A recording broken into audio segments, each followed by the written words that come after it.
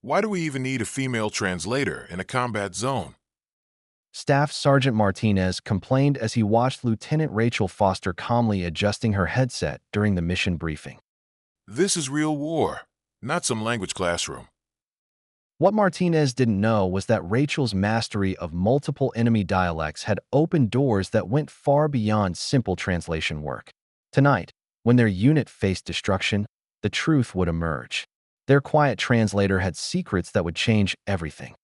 If you've ever been underestimated because of what people think you do, hit that subscribe button. Sometimes the most dangerous people are hiding in plain sight. Lieutenant Rachel Foster had grown accustomed to being invisible in military settings, sitting quietly in the corner of briefing rooms while combat personnel discussed strategies and operations that supposedly didn't concern her or require her specialized input. At 28, she possessed a slight build that made her appear even younger than her actual age, with auburn hair usually pulled back in a regulation bun and green eyes that seemed to absorb every detail around her without drawing attention to herself or revealing the depth of analysis happening behind her calm exterior. Her official position as a military linguist and translator placed her firmly in the support category, handling intercepted communications and providing language assistance during interrogations and diplomatic meetings that required cultural sensitivity and nuanced understanding. The role suited her perfectly for reasons that went far beyond professional satisfaction, allowing her to blend into the background while male officers focused on what they considered the real work of warfare and strategic planning. What none of her colleagues knew was that Rachel's linguistic abilities had been developed through training that went far beyond standard military language programs offered to conventional personnel throughout the armed forces. She was fluent in 7 languages, including 3 enemy dialects that most intelligence agencies struggled to find qualified interpreters for, and her knowledge extended to regional variations and cultural nuances that made her invaluable for operations requiring deep cultural penetration and psychological understanding of target populations. Rachel had joined the military through an unconventional path that didn't appear in any official recruitment documentation available to personnel administrators, recruited directly from graduate school by a program that didn't officially exist on any organizational charts or budget allocations accessible to conventional oversight. Her doctoral dissertation on Middle Eastern linguistics and cultural psychology had caught the attention of intelligence officers who recognized that her academic expertise could be weaponized in ways that traditional military training couldn't achieve through conventional methods. The program that recruited Rachel operated in the shadows between conventional military units and intelligence agencies, training specialists who could move seamlessly between different cultural and linguistic environments while maintaining cover identities that protected both them and their operations from enemy detection and intelligence gathering. Rachel's training had included not just advanced language skills, but psychological manipulation techniques, surveillance methods, and combat skills that would have impressed special forces operators with decades of experience. For the past 3 years, Rachel had been conducting operations that required her to use her linguistic abilities in ways that went far beyond translation work or routine intelligence gathering activities conducted by conventional personnel. She had infiltrated enemy organizations by posing as a refugee interpreter, gathered intelligence by conducting seemingly innocent cultural exchanges, and eliminated high-value targets by gaining their trust through shared language and cultural knowledge that created bonds of false intimacy and misplaced confidence. Her current assignment at Forward Operating Base Sentinel represented the culmination of months of careful preparation and intelligence gathering, as Rachel worked to identify and neutralize a network of enemy operatives who had been conducting sophisticated psychological warfare operations against American forces throughout the region. The network was sophisticated and well-funded, using advanced communication techniques and cultural manipulation to demoralize troops and compromise operational security through methods that conventional counterintelligence couldn't detect. The base where Rachel now served housed a mixed unit of combat personnel, support staff, and intelligence analysts who were working to counter the enemy's psychological operations while maintaining security for a strategically important region that controlled access to vital supply routes connecting multiple operational theaters. Most personnel viewed Rachel as a useful but non-essential resource, someone who could help with language barriers, but wasn't involved in the real fighting that determined the outcome of their mission and the survival of their unit. Staff Sergeant Carlos Martinez embodied the attitude that most combat personnel held toward support staff, like Rachel and other specialists who didn't carry primary weapons or lead assault operations against enemy positions. A decorated infantry veteran with multiple combat deployments and commendations for valor under fire in some of the most dangerous regions of the conflict, Martinez had little patience for personnel who hadn't proven themselves in direct combat situations where split-second decisions and physical courage determined survival. Martinez's dismissive attitude toward Rachel was shared by many others on the base, including Captain Daniel Brooks, the unit's operations officer who planned tactical missions and coordinated with higher headquarters, and Master Sergeant Kevin Walsh, who supervised the base's security protocols and defensive preparations against various threat scenarios. These men had built their careers on traditional military values that emphasized physical courage and combat effectiveness, leaving little room for appreciation of the subtle skills that Rachel brought to their operations. The irony of their dismissive attitude was that Rachel had been instrumental in several successful operations that these same officers took credit for in their performance evaluations and award recommendations, providing intelligence and cultural insights that made their tactical successes possible. Her ability to interpret not just words but cultural context and psychological motivations had prevented several ambushes and identified enemy agents who had infiltrated their support networks through careful manipulation and false credentials. Rachel's cover identity as a simple translator was so effective that even the base commander, Colonel Patricia Hayes, was unaware of her true capabilities and mission parameters established by classified directives. The compartmentalized nature of special operations meant that only a handful of people in the entire chain of command knew that Rachel was anything more than a qualified linguist assigned to routine translation duties and basic communication support for conventional military operations. The psychological warfare campaign that Rachel had been sent to counter was more sophisticated than anything the enemy had previously attempted in the region or any other theater of operations where American forces were engaged. Using deep cultural knowledge and advanced communication techniques, enemy operatives were systematically undermining morale among American forces while recruiting local personnel to compromise base security and operational effectiveness through a web of manipulation and false relationships built over months of patient work. The enemy's approach involved identifying cultural and linguistic vulnerabilities among different ethnic groups serving on the base, then exploiting these vulnerabilities through targeted propaganda and psychological manipulation that played on personal fears, cultural conflicts, and family pressures that made personnel susceptible to recruitment or compromise.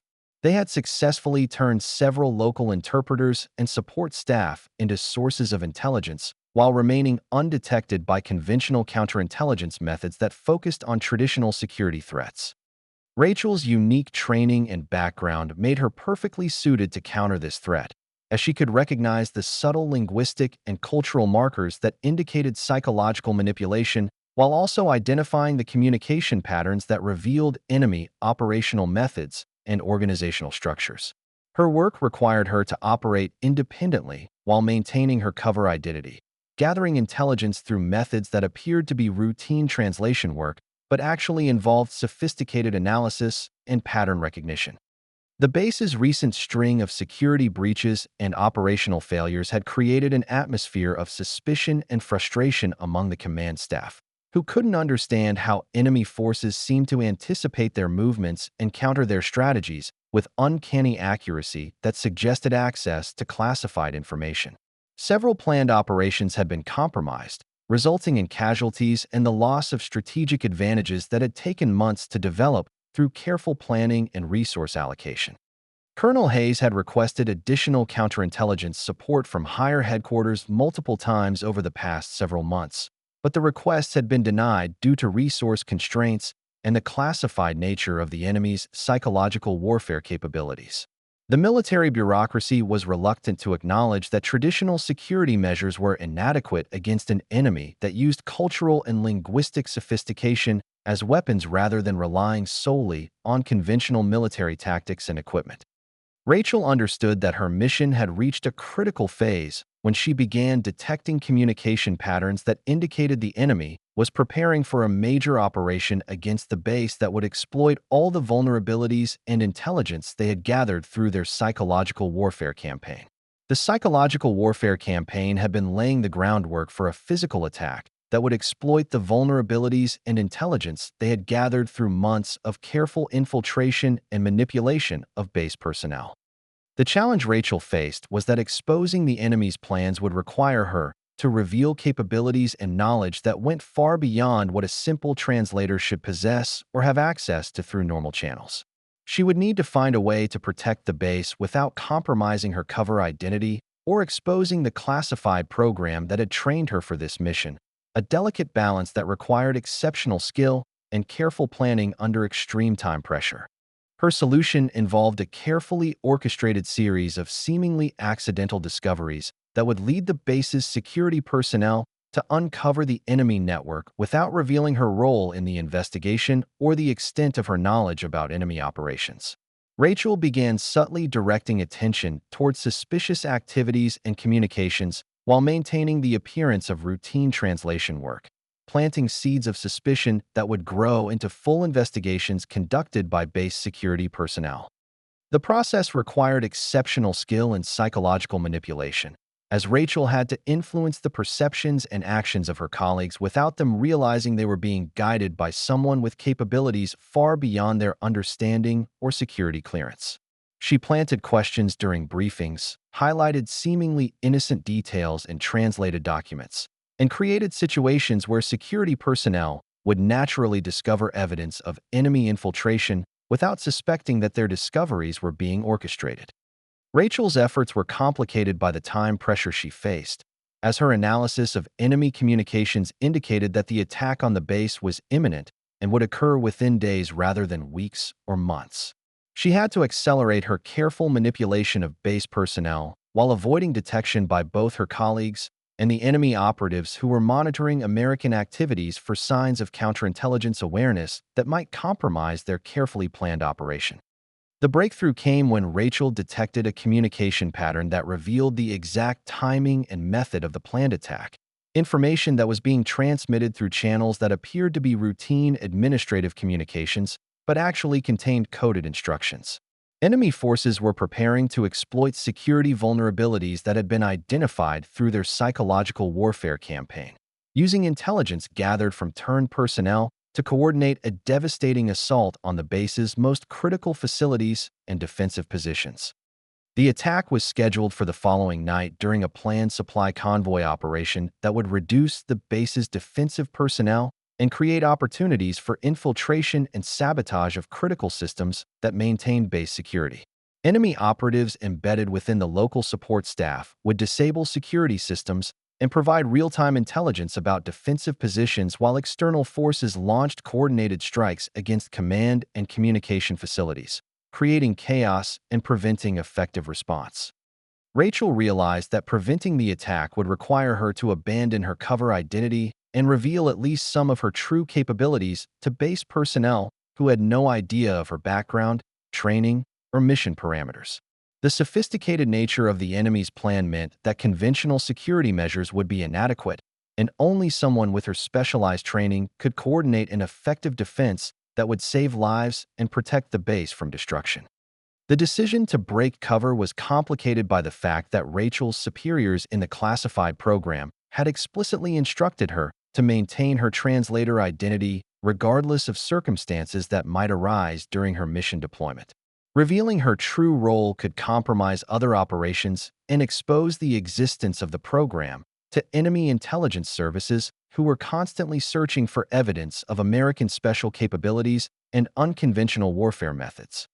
Rachel spent the day before the planned attack making final preparations for what she knew would be the most challenging mission of her career, both professionally and personally.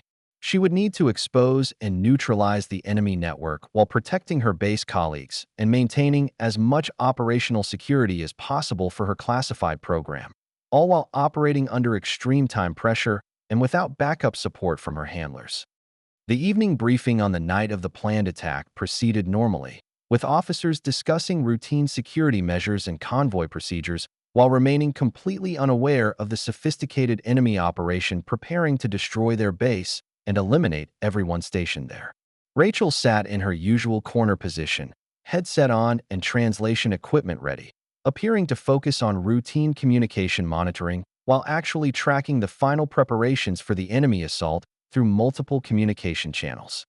As darkness fell and the base settled into its normal nighttime security posture, Rachel began detecting the communication signals that indicated enemy forces were moving into position for their attack with military precision and coordination.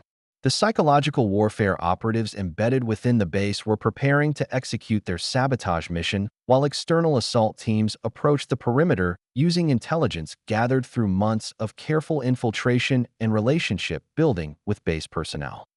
The first sign of trouble came when the base's communication systems began experiencing mysterious malfunctions that appeared to be routine technical problems but were actually the result of careful sabotage by enemy operatives working in the communication center. Rachel recognized the pattern immediately and understood that the attack had begun with the systematic disabling of defensive capabilities, exactly as she had predicted from her analysis of enemy communications and operational planning. Staff Sergeant Martinez was in the command center when the communication failures started, initially dismissing them as equipment problems that the technical staff would resolve quickly through standard troubleshooting procedures and equipment replacement.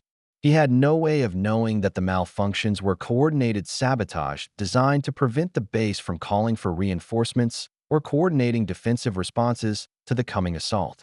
Captain Brooks was conducting a routine patrol when motion sensors around the base perimeter began reporting false alarms that were actually covering the approach of enemy infiltration teams moving through carefully planned routes that avoided normal detection methods. The psychological manipulation campaign had been so effective that base personnel had learned to ignore these alarms as equipment malfunctions rather than recognizing them as indicators of genuine threats requiring immediate response. Rachel monitored the developing situation through her translation equipment while maintaining the appearance of routine communication work that wouldn't attract attention from colleagues or enemies operating within the base. She could hear the enemy coordinators directing their operatives through encrypted channels, while base personnel remained unaware that their defensive systems were being systematically compromised by people they trusted and worked with daily. The critical moment came when Rachel detected communications indicating that enemy assault teams were preparing to breach the base perimeter while their embedded operatives disabled the remaining security systems that hadn't already been sabotaged during the initial phase. She realized that conventional defensive measures would be inadequate and that immediate action was required to prevent a massacre of unprepared American personnel who had no idea they were under attack. Rachel made the decision that would end her cover identity and reveal her true capabilities to everyone on the base who had dismissed her as simple support staff without real military value. She stood up from her translation station, removed her headset with deliberate precision, and walked directly to the command center where Staff Sergeant Martinez was still trying to understand why their communication systems were failing. "Sergeant, we have enemy infiltrators in the communication center and assault teams approaching from 3 directions," Rachel said with calm authority that immediately commanded attention from everyone in the room. Martinez stared at her in confusion and disbelief. "How could you possibly know that?" "Because I've been monitoring their communications for the past 6 months," Rachel replied, her voice carrying an authority that made Martinez realize this wasn't the same quiet translator he had been dismissing. The transformation in Rachel's demeanor was immediate and striking to everyone who witnessed it.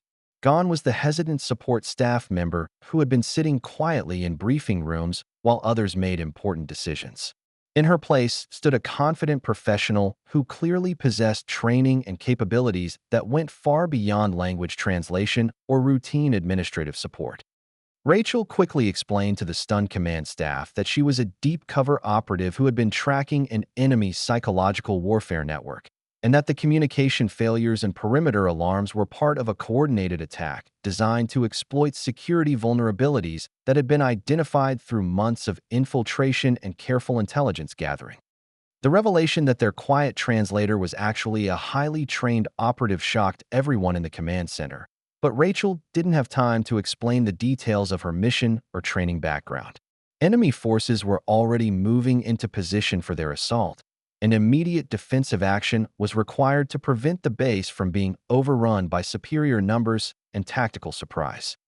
Rachel took command of the defensive coordination with an authority that came from specialized training in crisis management and tactical operations that none of her colleagues had suspected she possessed.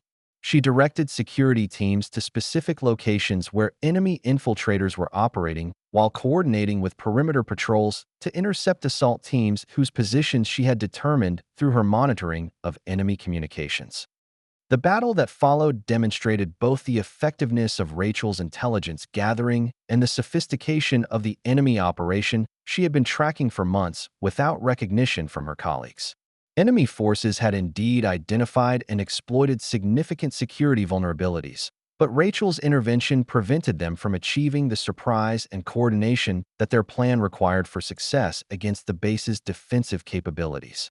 Throughout the night, Rachel coordinated defensive operations while maintaining communication with her embedded contacts among enemy forces, using her linguistic abilities to feed false information to enemy commanders while directing American forces to optimal defensive positions.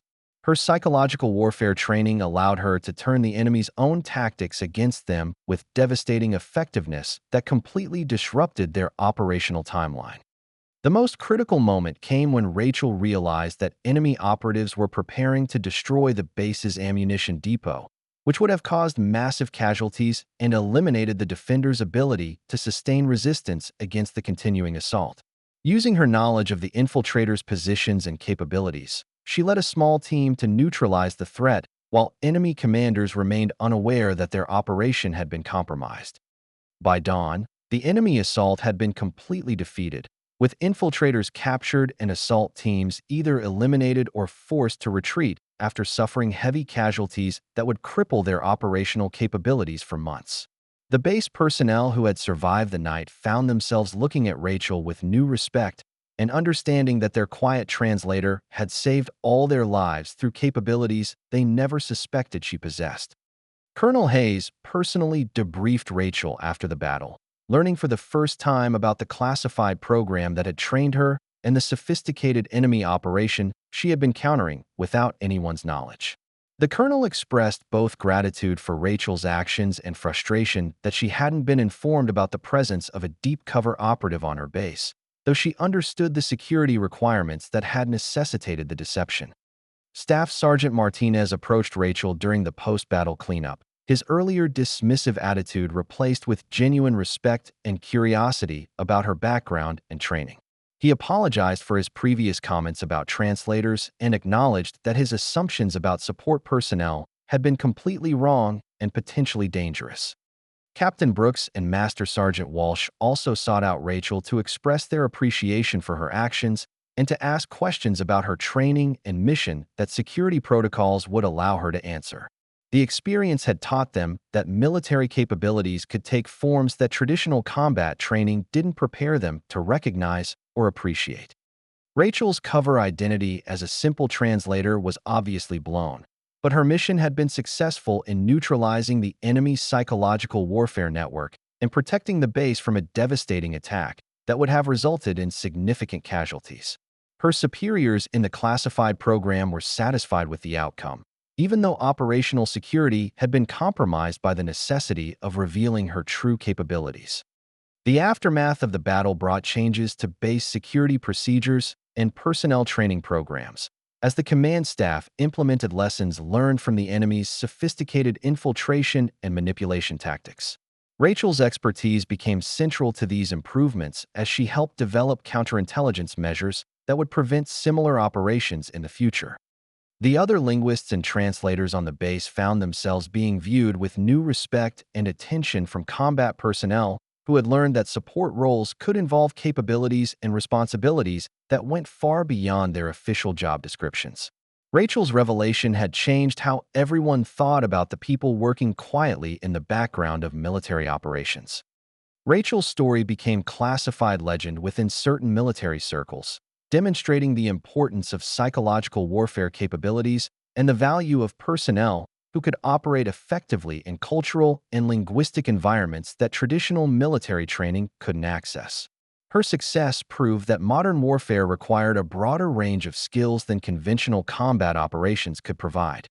The enemy psychological warfare network that Rachel had been tracking was dismantled completely, with captured operatives providing intelligence about similar operations in other regions and theaters of operation. Her work had implications far beyond the single base she had protected, contributing to broader counterintelligence efforts throughout the theater of operations and beyond. Today, Rachel continues her work in roles that can't be discussed publicly or acknowledged in official documentation, using her linguistic abilities and specialized training to protect American interests in conflicts where cultural understanding and psychological sophistication are as important as conventional military capabilities. Her story serves as a reminder that the most effective warriors are often the ones no one sees coming until it's too late for their enemies. If you've watched this story to the end, you understand that some of the most dangerous people in any room are the ones everyone underestimates. Rachel's journey from invisible translator to revealed operative reminds us that expertise comes in many forms, and that the quiet professionals working in the background often possess capabilities that could shock us all. Her linguistic skills open doors that conventional weapons never could, proving that knowledge and cultural understanding can be just as lethal as any military hardware. If stories like Rachel's inspire you to look beyond surface appearances and appreciate the hidden talents around us, please subscribe to our channel. Because every quiet professional has a story worth telling, every underestimated expert deserves recognition, and every reminder that strength comes in unexpected packages is worth sharing. Thank you for understanding that sometimes the most powerful weapon in any conflict is the person no one bothers to notice, and that true warriors aren't always the ones wearing the most obvious uniforms.